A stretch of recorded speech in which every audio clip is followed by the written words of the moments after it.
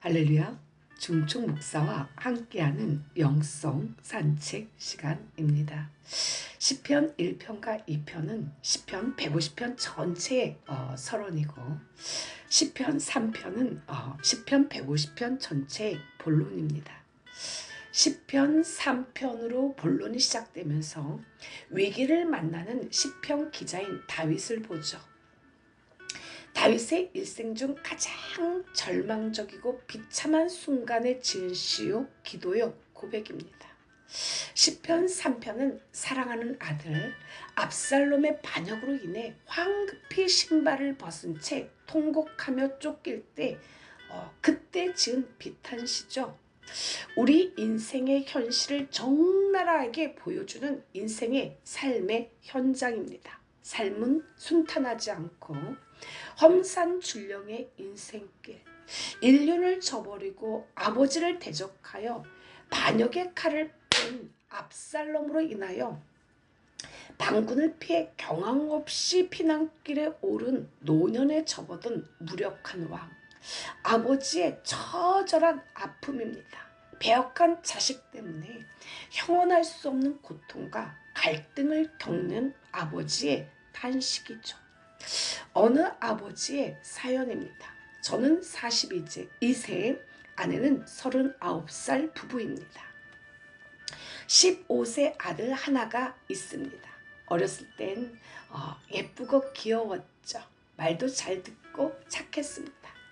그런데 초등학교 5학년 올라갈 때쯤부터 아이가 바뀌었죠. 살고 왔던 아들은 현재 부모와 말도 섞지 않으려 하고 학교 끝나고 나서는 방에서 게임만 합니다. 심지어 밥 먹을 때도 대화는커녕 휴대전화만 붙들고 있죠. 말이라도 걸어보려고 하면 듣는 둥 마는 둥 하다가 짜증나 하면서 방으로 들어가는 게 일상입니다. 용돈을 매주 10만 원씩 받는 아들이 어느 날 아내 지갑에서 30만 원을 훔치기도 했죠. 이유를 묻자 아들이 다짜고짜 혼잣말로 욕설을 내뱉어 하다못해 제가 아들 뺨을 때렸습니다. 아들은 집을 나가 일주일간 들어오지 않았죠. 솔직히 요즘 그냥 아내와 둘이 살 걸 하는 생각이 많이 듭니다. 아들이 나이를 먹어도 우리에게 행복을 줄 수 있을지 의문이 듭니다. 아이 가졌을 때도 남들이 다 가지니까 우리도 가지는 게 좋지 않을까 싶어서 기대 반 걱정 반이었죠. 혹시나 제가 아내보다 먼저 죽으면 그래도 아내한테 힘이 되어줄 자식 하나 있으면 좋을 것 같아서 복합적으로 생각하다가 가지게 되었습니다. 자식에게 부양받을 생각도 없지만 저나 아내가 혼자 남는 시점이 올 텐데 자식한테 돈 뜯기고 요양원으로 쫓겨나지나 않으면 다행이라는 생각이 들더군요. 저는 90이 넘는 조모가 요양병원에 있습니다. 얼마 전 명절이라 찾아뵈었죠. 다른 할머니 할아버지도 계셨는데 저희가 머무른 5시간 동안 가족이 찾아온 건 저희뿐이었죠. 다른 분들은 잠만 주무셨습니다.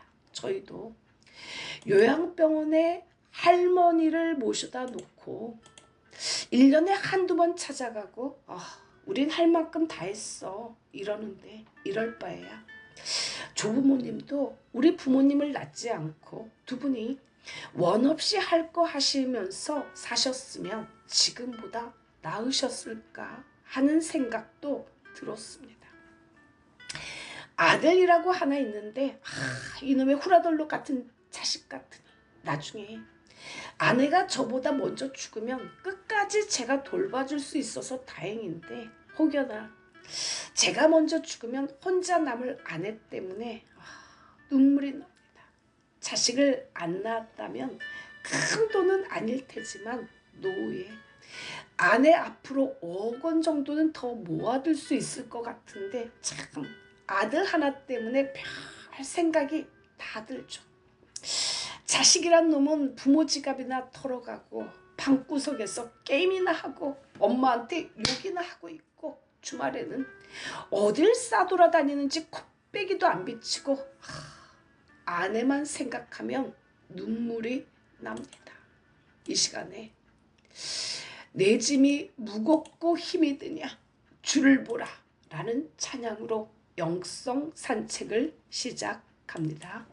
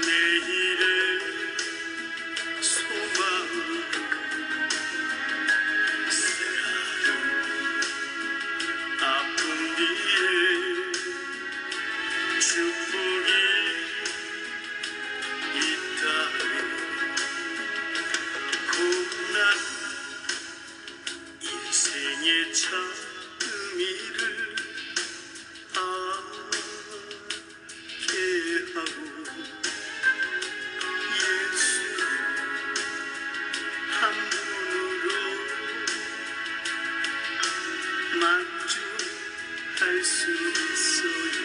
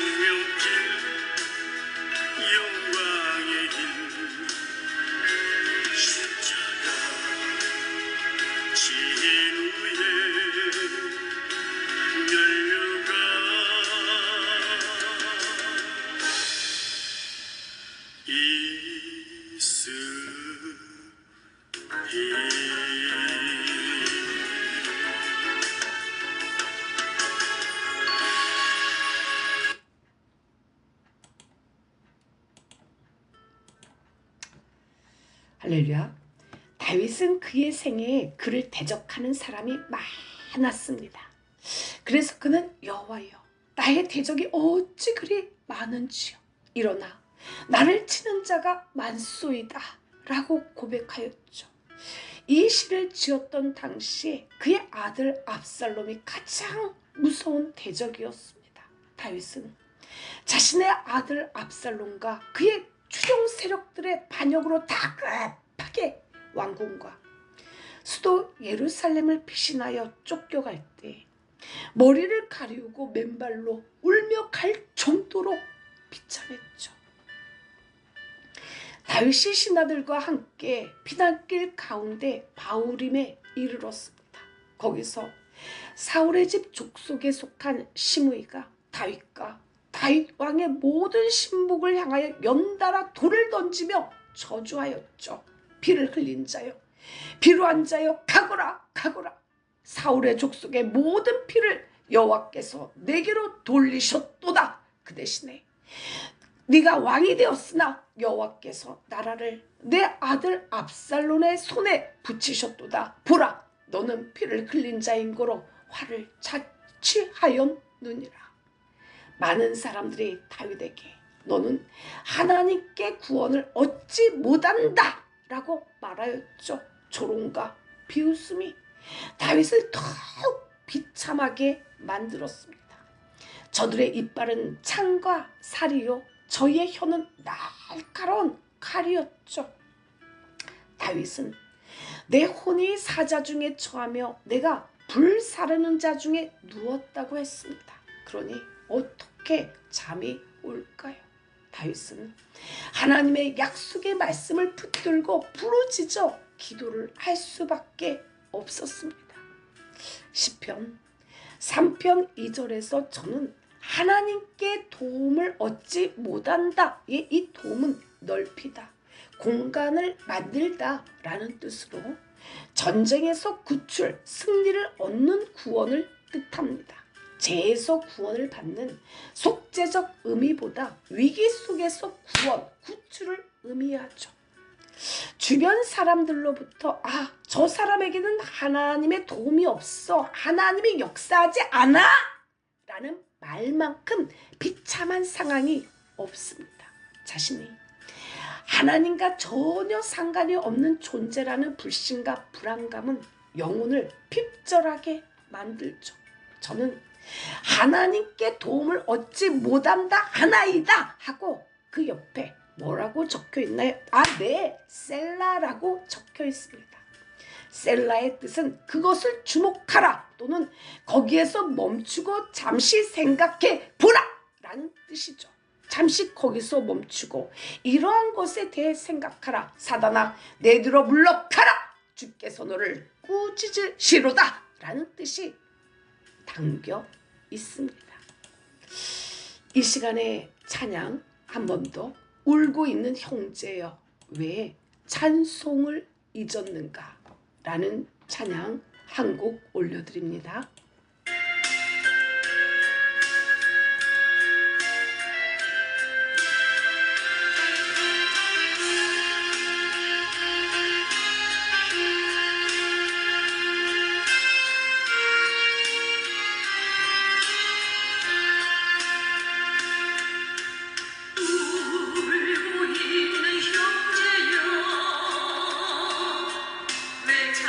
찬송을 잊었는가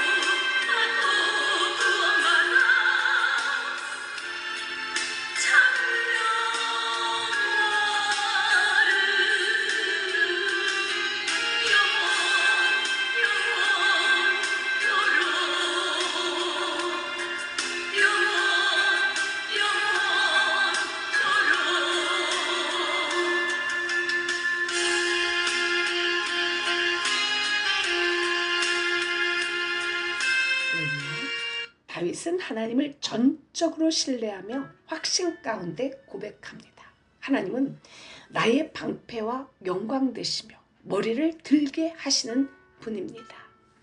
나의 방패는 나를 온 사방의 공격에서 철저히 방어해 주는 나를 두르는 방패를 말하죠. 방패라는 히브리어 단어 마게는 시편 84편 9절과 11절 등에서 주권자라고 번역하죠. 주님은 다윗 자신을 온 사방을 둘러 막아주시는 방패이면서 자신이 당면하고 있는 문제를 주관하시는 주권자이심이라는 뜻이죠. 다윗은 하나님은 자신의 영광이었죠.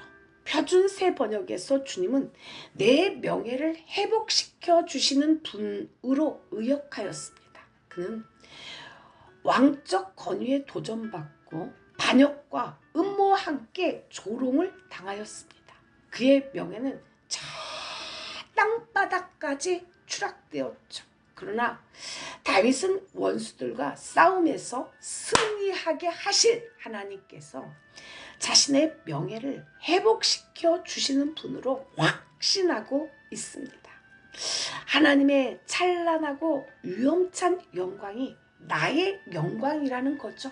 하나님의 영광이 내 인생을 덮을 것이라는 말입니다. 여호와여, 주는 나의 방패시오, 나의 영광이시오, 나의 머리를 드시는 자이시니이다. 내가 나의 목소리로 여호와께 부르짖으니 그의 성산에서 응답하시는 도다. 다윗은 위기 속에서도 소망을 잃지 않고 언약의 말씀을 확고히 붙잡고 부르짖어 기도를 합니다. 심혈을 기울여 하나님께 부르짖을 때 역사가 일어나죠. 부르짖는 것은 단순히 악을 쓰고 열정을 내는 것과 전혀 다르죠. 하나님을 전적으로 신뢰할 때 매달리는 영적 간절함을 뜻합니다. 히브리어로 부르짖다가 쯔아흐인데 마치 으악 하면서 소리치는 것과 같죠. 이것은 살려달라고 하는 부르짖음이죠. 그러면 그 다음에는 반드시 하나님이 들어주시겠다 하시는 샤마가 옵니다. 하나님께 부르짖으며 쯔하흐 하면 하나님은 샤마해 주신다는 기도의 신비이며 기도의 역사죠. 곧 부르짖으면 응답해 주신다는 말입니다. 부르짖음 이꼴 응답이죠. 부르짖어 기도를 하지 않으면 작은 문제 앞에서 자신이 비참하고 초라해지고 문제 앞에 굴복당하고 말죠. 부르짖어 기도할 때 영혼이 깨어나 힘을 얻고 근심 걱정 모든 두려움으로부터 벗어나게 됩니다. 다윗은 하나님 앞에 맨발로 기도의 자리에 뛰어들어 힘써 부르짖었죠. 하나님께 부르짖는 기도의 결과 자기 마음에 가득 찼던 두려움과 그 먹구름이 사라지고 단잠을 자게 되었죠. 단잠은 아무나 잘 수 있는 것이 아니죠. 밤마다 수면제를 복용하고도 잠을 못 이루는 사람이 이 세상에 얼마나 많은가요? 여호와께서 그 사랑하시는 자에게는 잠을 주시죠. 다윗은 곤란과 번민 중에서도 단잠을 자는 비결을 알았습니다. 그는 그것을 여호와께서 나를 붙드심이라고 고백하죠. 그러나 두렵던 수많은 대적, 몰려오는 반군들이 이제는 더 이상 겁나지가 않았습니다.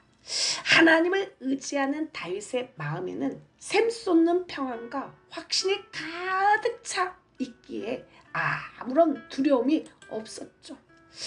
내가 누워 자고 깨었으니 여호와께서 나를 붙드심이로다. 천만인이 나를 에워싸 치친다 하여도 나는 두려워하지 아니하리이다.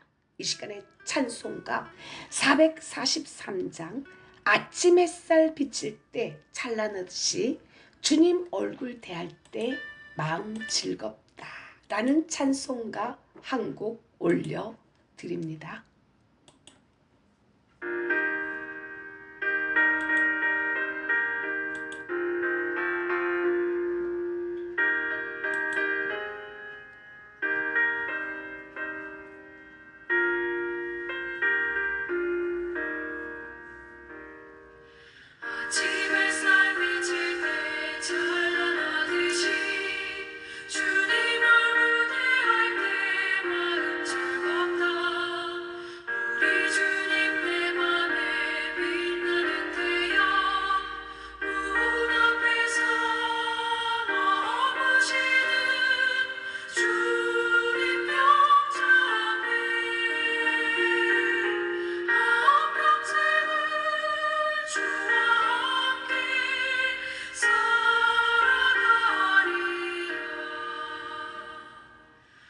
세상이 빛없어 깜깜해질 때 뜻과 정성 다 모아 주 영접하자.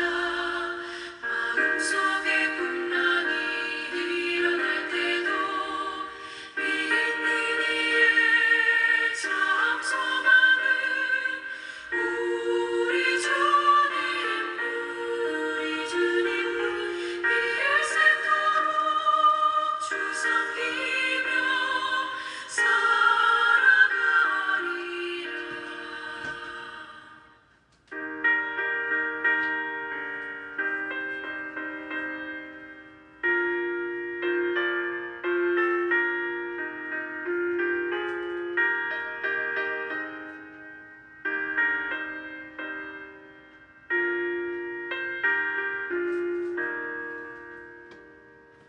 어두운 구름 거치고 해가 빈다듯 모든 죄를 씻으니 기쁨 넘치네. 주의 은혜 맘속에 가득히 받아 생명의 주를 모시고 향기가 되어 영광스러운 한 세상을 빛내어 보자.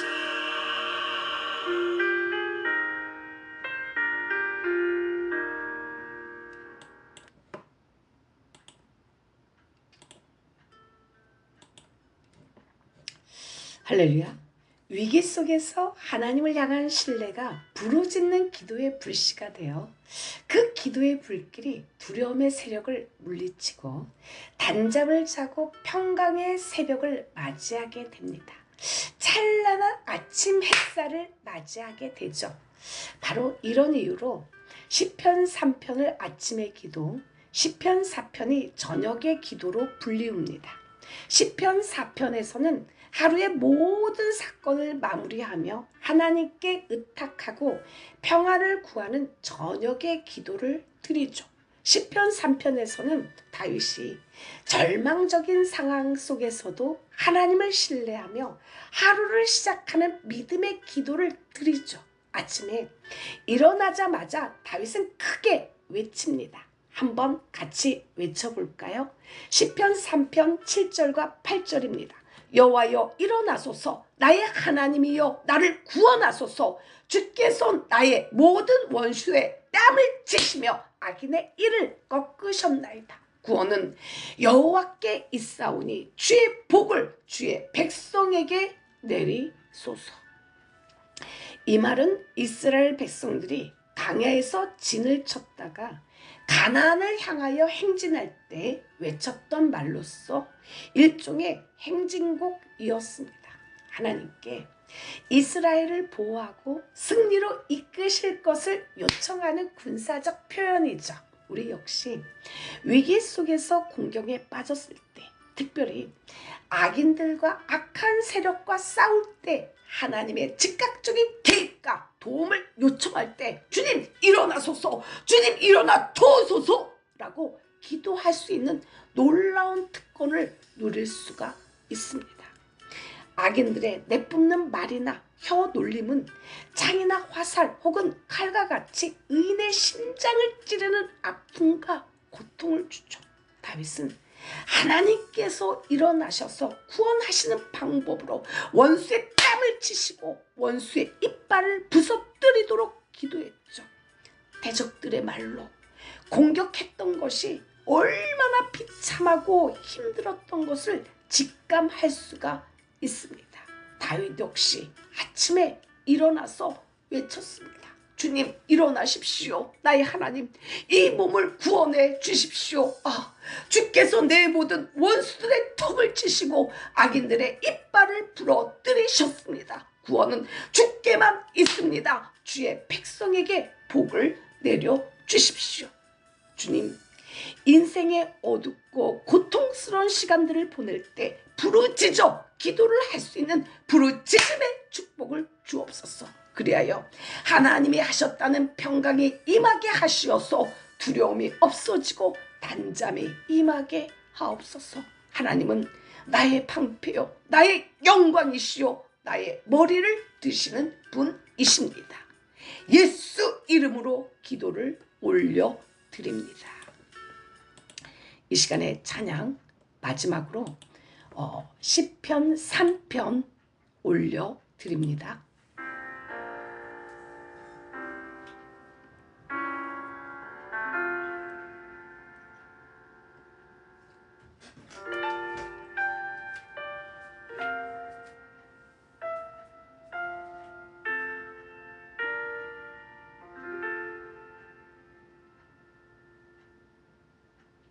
주는 방패 나의 영광 나의 머리를 들게 하시는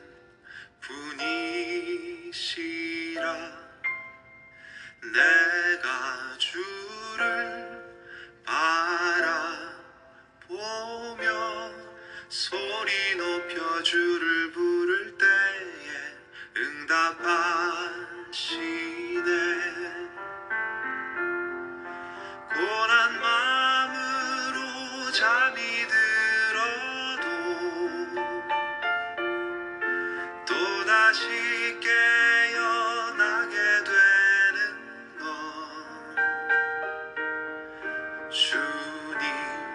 주님께서 나를 붙들어 주시기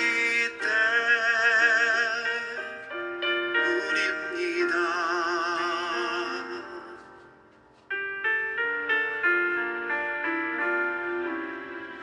오직 주께 구원이 있으니 주의 백성들에게 복을 내리소서.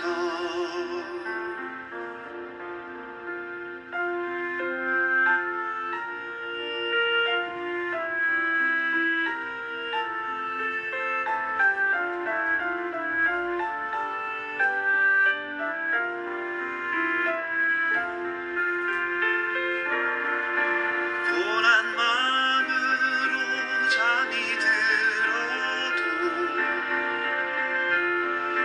또다시 깨어나게 되는 것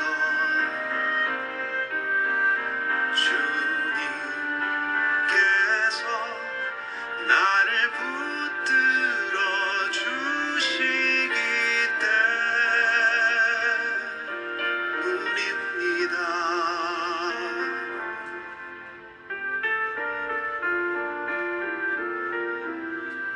오직 주께 구원이 있으니 주의 백성들에게 복을 내리소서.